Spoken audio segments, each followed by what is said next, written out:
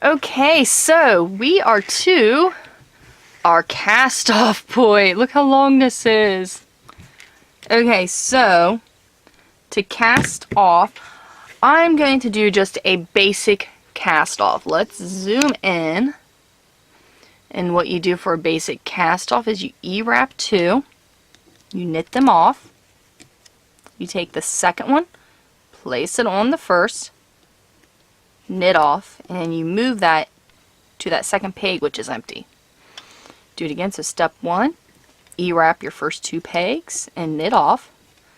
Step two, take the loop from peg two, which is actually your working yarn. You can see how that's your working yarn. Move it to peg one, knit off. Step three, you're still with your working yarn. Move that back to your empty peg. I'll show you one more time. Step one, step two, step three. Alright, one more. That's Dexter. I know, you're mad. I'm doing videos. I know, I'm sorry. Oh.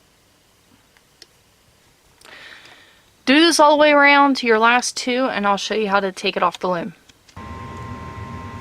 Down to my last two pegs, and you're going to work them like you did the rest, your three steps. In step one, your step two, and for step three, you just take it off the loom. Find your scissors,